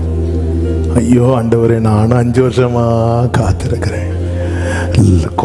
லாக்டவுனுக்கு வர வாசல் திறந்துச்சு, எனக்கு வாசல் திறக்கலையேன்னு இருக்கும்போது ஆபிரகாம் சொல்லுவார், ஹலோ 25 வருஷம் ஓடு. நம்ம ட்ராக்ல ஓடும் போது ஏற்கனவே ஓடி முடித்தவர்கள் கேலரியில இருக்கிறாங்க, இருக்கிறாங்க. ஆண்டவர் நமக்கு மாடலா தோற்றவர்களை வைக்கவில்லை, ஜெயித்தவர்களை வைத்திருக்கிறார். ஆனா இவங்க யாரையும் ட்ராக்ல வைக்கல, இவங்கள சைட்ல வச்சிரு. அவங்க ட்ராக்ல இருக்கிறாங்க, ஃபினிஷ்ட் ஆகி கேலரியில போய் உட்கார்ந்து இருக்கிறாங்க. இப்போ ஏன் ட்ராக்ல நானும் இதை ஸ்டார்ட் பண்ண இன்னொருத்தர் மட்டும்தான் இருக்கிறார். அவர் தான் ஜீசஸ் கிரைஸ்ட். விசுவாசத்தை துவக்குகிறவரும் அதை முடிக்கிறவருமா இருக்கிற என் ஃபோக்கஸ் இப்படிதான் இருக்கணும், போயிட்டே இருக்கணும், பொறுமை வேணும். அருமையான ஒரு பாடல் உண்டல்லவா, காரிருளில் என்னே சதீபமே நடத்துமே,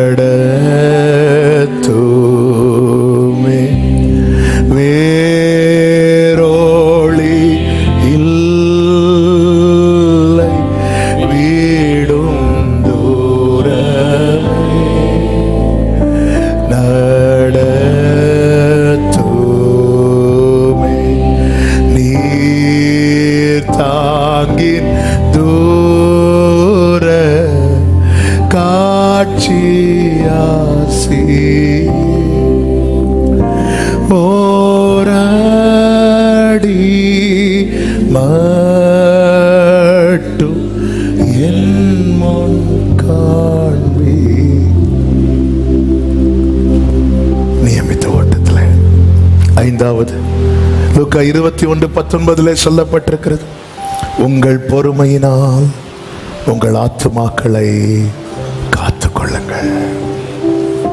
In your patience you shall win your souls. நீ பொறுமையா இருந்தா ஜெயிச்சிடலாங்க. அவசரப்படாத. உங்கள் பொறுமையினால் யாக்கோபு 5:8 சொல்லப்பட்டிருக்கிறது, நீங்களும் நீடிய பொறுமையோடு இருந்து உங்கள் இருதயங்களை ஸ்திரப்படுத்துங்கள், கர்த்தரின் வருகை சமீபமாயிருக்கிறதே. 5:9 சகோதரரே, நீங்கள் நியாயம் தீர்க்கப்படாதபடிக்கு ஒருவருக்கொருவர் விரோதமாய் முறையிடாதீர்கள், இதோ நியாயாதிபதி வாசற்படியில் நிற்கிறார். ஆவியானவர் சபைகளுக்கு சொல்லுகிறதை காதுள்ளவன் கேட்க கடவன். எல்லாரும் எழுந்து நிற்கலாம். Thank you Holy Spirit. கொஞ்ச காலம் இயேசுவுக்காக கஷ்டப்பாடு சகிப்பதினா, கொஞ்ச காலம் இயேசுவுக்காக கஷ்டப்பாடு சகிப்பதினா, இன்னல் துன்பம் இன்பமாய் மாறும். இயேசுவை ஆமென் அவர் பாதம்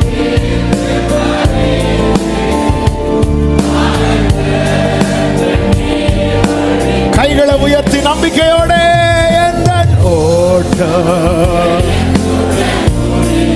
உங்கள் பொறுமையினாலே உங்கள் ஆத்துமாவை காத்துக் கொள்ளுங்கள். ஓரமரே மமலரா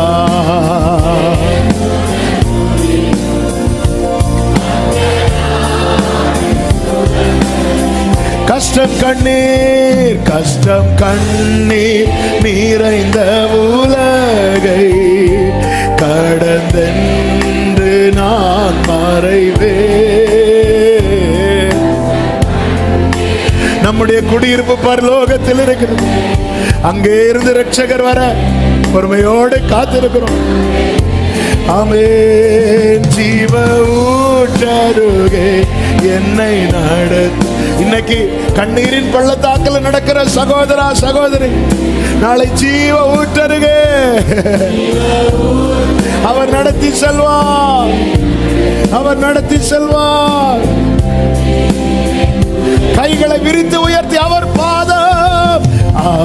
பாதம் விழுந்து பணிந்து ஆனந்த விசுவாசத்தோட ஓட்டம். ஆமென். glory எந்த நோட்டம்.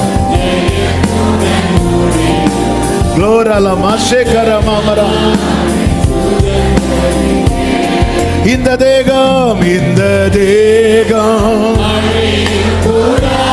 இதை நம்பி யார் பிழைப்பா?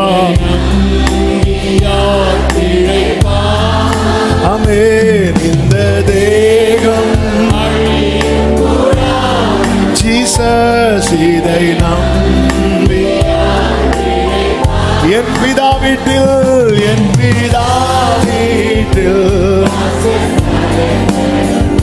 இயேசுவோடு நான் குடியிருப்பேன்.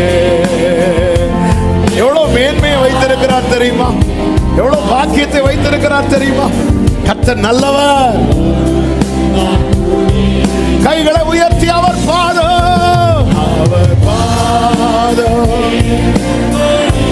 ஆனந்த கண்ணீர் வடிப்பே.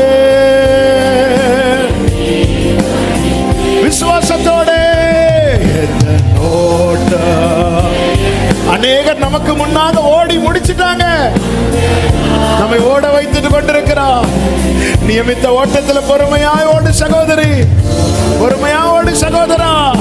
வேண்டிய கிருபைகளை தந்து நடத்துவா. அவர்தான் துவக்கம் முடிவுமா இருக்கிறார்.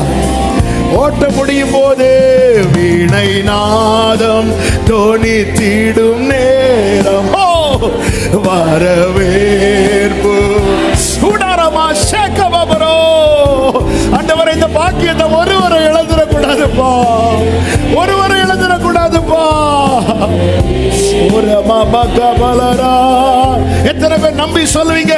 என்னை பேர் சொல்லி இயேசு கூப்பிடுவார் எனக்கால். எப்படிங்க இருக்கும் அதை நினைச்சு பாருங்க. நம்ம பேரை சொல்லி நம்ம அப்பா கூப்பிடுறது. காத்திருக்கிறோம்ப்பா, காத்திருக்கிறோம்ப்பா. அவர் பாதம், அவர் பாதம் விழுந்து பாடித்து ஆனந்த எந்த நோட்டம் வேற ஒண்ணு வேண்டாம்ப்பா. என் பிள்ளை ஜெயிச்சுட்டான் நீங்க சொல்லணும்பா. ஒரு மமரே லகமரோ தனரே. Yes Lord, உங்களை நம்பி இருக்கிறோம், உங்களை மட்டும் நம்பி இருக்கிறோம்.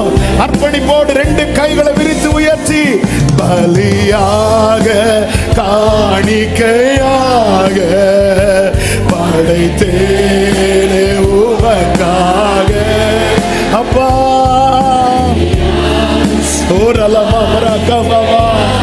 படைத்தேனே உமக்காக. இருதயத்திலிருந்து சத்தம் வரட்டும். என்னை ஏற்றுக்கொள்ளும், என்னை ஏற்று. வேண்டான்னு சொல்லிடாதீங்கப்பா, வேண்டான்னு சொல்லிடாதீங்கப்பா. நானும் அடிமை அல்லவா, என்னை ஏற்றுக்கொள்ளும்.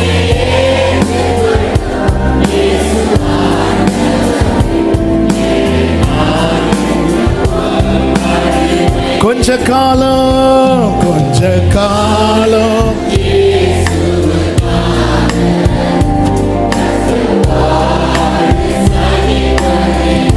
இன்னல் துன்பம், இன்னல் துன்பம் இன்பமாய் மாறும். எப்ப தெரியுமா?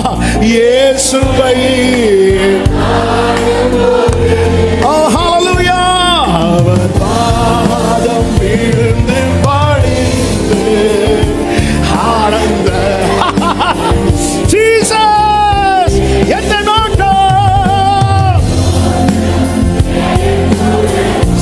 லோரே செலமா கரமா மாமா தரே எந்த நோட்டம் லோரே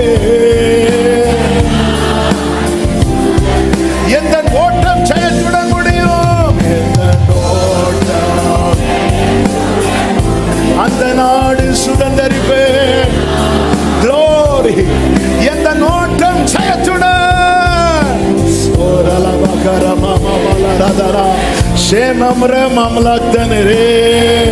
முழு பலத்தோடு கரங்களை தட்டி முழு பலத்தோடு ஹalleluya. Glory, glory. Amen, amen, amen. வலது கரத்தை வானத்துக்கு நேராக உயர்த்தி இடது கரத்தை இருதயத்தில் வைத்து நீங்கள் ஒன்றிலும் குறை உள்ளவர்களாயிராமல் பூரணராயும் நிறைவுள்ளவர்களாயும் இருக்கும்படி பொறுமையானது பூரண கிரியை செய்ய கடவது.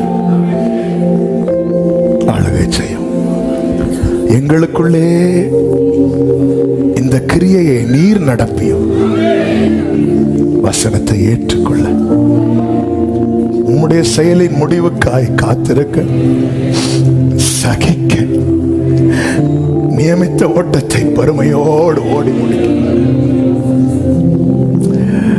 ஆத்துமா காக்கப்பட எங்களுக்குள்ளே இந்த பொறுமை பூரண கிரியை செய்வதாக. மோசே சாந்தமுள்ளவனாய் மாற்றின உங்க பிரசனம் வாஞ்சிக்கிறோம். வீணை நாதம் மூழ்கிடும்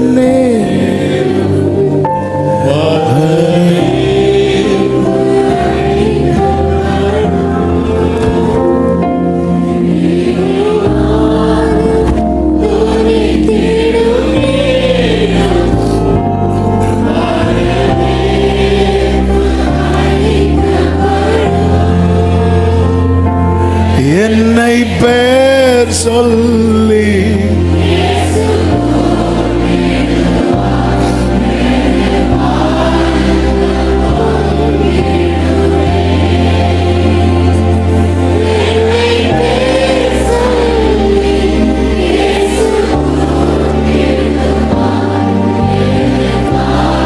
கடைசி 2 கைகளை உயர்த்தி என்னை கைவிடாதிரும் நாதா, என்னை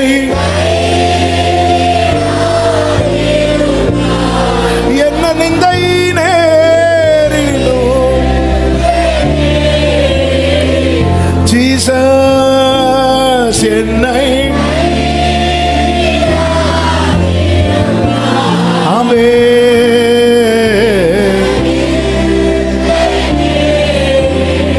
உமக்காக யாவும் சகிப்பேன், உமக்காக யாவும் சகி. உங்க பலனை தாங்கப்பா.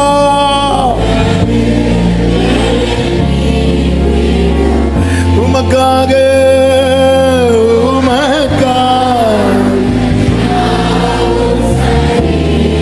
உங்க பலனை தாங்க ஆண்டவரே.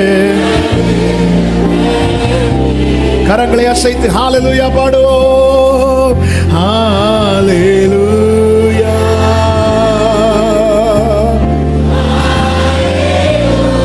ஹalleluya ஜீசஸ். மகிமை மகிமை மகிமை ஒருவருக்கு,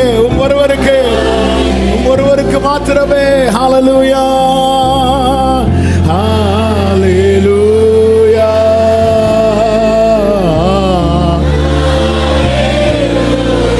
Glory lama shere mamara kadanalara. Hallelujah. பரிசுத்த பிதாவே, நல்ல தகப்பனே, நன்றியோடு துதிக்கிறோம். உம்முடைய பிரசன்னத்துக்காக ஸ்தோத்திரம். கிருபையாய் உம்முடைய சமூகத்தில் எங்களை அழைத்து கொண்டு வந்தீர். பாட துதிக்க ஆராதிக்க வைத்தீர். உம்முடைய அன்பு பெரியது. எங்களோடு பேசினீர். எங்களை நிறைவுள்ளவர்களாய் நீர் பார்க்க விரும்புகிறீரப்பா. அதற்காக அந்த பொறுமை எங்களுக்குள் கிரியை செய்ய கடவது என்ற வார்த்தையை இந்த நாளிலே எங்களுக்கு முன்பாக வைத்து விளம்பின அன்புக்காய் ஸ்தோத்திரம். ஆண்டவர், நீர் பொறுமையும் ஆறுதலையும் அளிக்கிற தேவன். கர்த்தர் எங்களுக்கு தந்து ஆண்டவரே வார்த்தையை ஏற்றுக்கொள்ள, காத்திருந்து பெற்றுக்கொள்ள, சகிக்க வேண்டியவைகளை சகிக்க, நியமித்த ஓட்டத்திலே பொறுமையோடு ஓட, ஆத்துமா காக்கப்பட, மீட்கப்பட, கர்த்தாவே இந்த பொறுமை எங்களுக்குள்ளே பூரண கிரியை செய்யும்படிக்கு கர்த்தர் அனுக்கிரகம் செய்ய செபிக்கிறோம்ப்பா. ஆண்டவரே அப்பா, எங்களை ஆண்டவர் அந்த நித்தியத்தை விட்டு அப்புறப்படுத்துகிற ஆண்டவரை சுதந்திரிக்க வேண்டிய காரியங்களை சுதந்திரிக்க விடாதபடி தடையா இருக்கிற எல்லா மாம்ச கிரியைகள் ஆண்டவரே எங்களில் அடிபடுவதாக என்று செபிக்கிற ஆண்டவரே, ஆவியானவர் ஒவ்வொருவரையும் ஆட்கொண்டு நடத்துவீராக. தேவ சமாதானம் கிருபை சூழ்ந்து கொள்ளட்டும். இந்த மாத கடைசி வருகிற புதிய மாதம் ஒவ்வொருவருக்கு நன்மையாய் ஆசீர்வாதமாய் இருக்கும்படி கர்த்தர் அனுக்கிரகம் செய்யும்படி செபிக்கிறோம். விசேஷமா அடுத்த மாதம் முழுவதும் நடைபெற இருக்கிற உபவாச கூடுகையை கர்த்தர் பொறுப்படுத்து ஆண்டவரே ஒரு பெரிய ஜெயத்தை கர்த்தர் கிருபை தரும்படி செபிக்கிறோப்பா. வல்லமை உள்ள கரங்களில் அர்ப்பணிக்கிறோம். சமீபத்திலும் தூரத்திலும் இருந்து இணைந்த அத்தனை பேரையும் ஆசீர்வதியும். கிருபை உண்டாவதாக என்னுடைய நாமத்திலே வாழ்த்துகிறேன். மகிமை, கனம், துதி, ஸ்தோத்திரங்கள் அனைத்தும் ஒருவருக்கே செலுத்துகிறோம். இரட்சகர் இயேசு கிறிஸ்துவின் நாமத்தில் பிதாவே, ஆமென். சேர்ந்து சொல்லுவோம். என் ஆத்துமாவே கர்த்தரை ஸ்தோத்திரி, என் முழுவதுமே அவருடைய பரிசுத்த நாமத்தை ஸ்தோத்திரி. என் ஆத்துமாவே கர்த்தரை ஸ்தோத்திரி, கர்த்தர் செய்த சகல உபகாரங்களை மறவாதே.